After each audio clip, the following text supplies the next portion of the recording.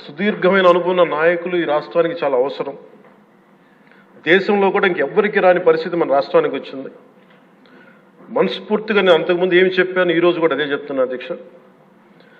4 దశాబ్దాల సుదీర్ఘ అనుభవం ఉన్న శ్రీ గౌరవ ముఖ్యమంత్రి శ్రీ నారా చంద్రబాబు నాయుడు గారి అధ్యక్షతన ఆయన లీడర్షిప్ కింద మేమందరం నేర్చుకుని, నాలాంటి వాడుగా నేర్చుకొని కింద పనిచేయడానికి, రాష్ట్రాన్ని అభివృద్ధి వైపు పయనించేసేలా ముందుకెళ్ళడానికి సంసిద్ధంగా ఉన్నాం.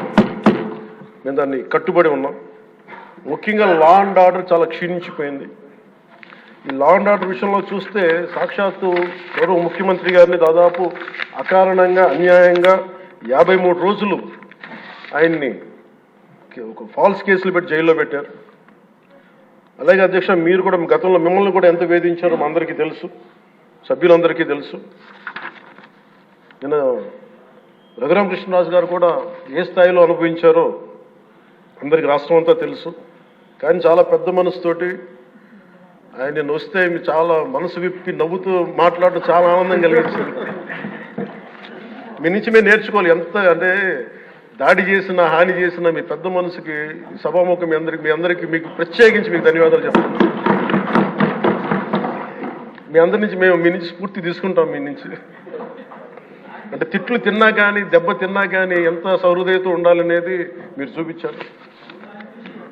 ఇంకొక యాంగిల్లో శ్రీ నారా చంద్రబాబు నాయుడు గారు నిన్న కూడా చెప్తా ఉన్నారు, వాళ్ళు మన మీద దాడులు చేశారు కదా అని చెప్పి ఈరోజు మనకు 164 సభ్యులు ఉన్నారని చెప్పేసి, 21 మంది పార్లమెంట్ సభ్యులు ఉన్నారని చెప్పి మనం కూడా అలా చేయడం సహేతుకం కాదు. చాలా మనం యాజ్ పర్ సిస్టమే వెళ్ళాలి. నిన్న కూడా చాలామంది సభ్యులు మా మీద దాడులు జరుగుతూ ఉన్నాయి, మా మీద బెదిరిస్తున్నారు, ఈ రోజుకి ఓడిపోయి కూడా ఇంకా మన కూటమి సభ్యులందరి మీద బెదిరిస్తున్నారు అని అంటే చంద్రబాబు నాయుడు గారు ఒకటే చెప్పాను, నేను మనం అలాంటి వాటికి నేను విరుద్ధం.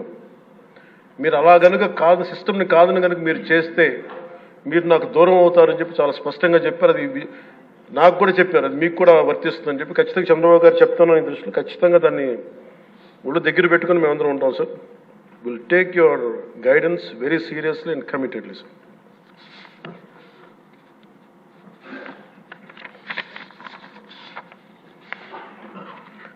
అలాగే కేంద్ర నాయకత్వం నిన్న ఈరోజు ఇందాక న్యూస్లో చూసిన అధ్యక్ష, 15,000 కోట్ల రూపాయలు మన ఏ అమరావతి లేకుండా ఈరోజు వరకు ఇబ్బంది పడతాం, అలాంటి అమరావతికి కేంద్ర మంత్రి మన నాయకులు గౌరవ ప్రధానమంత్రి శ్రీ నరేంద్ర మోదీ గారు బడ్జెట్లో ఈ రోజున 15,000 కోట్ల రూపాయలు అమరావతి కోసం రిలీజ్ చేసినందుకు సహృదయంతో మనస్ఫూర్తిగా కూటమి తరఫున మా అందరి తరఫున కూడా వారికి ధన్యవాదాలు తెలియజేస్తున్నాం అధ్యక్ష. To Honorable Prime Minister Sri Narendra Modi ji, we are grateful to you, sir, for releasing the funds, and will be eternally indebted to you, sir.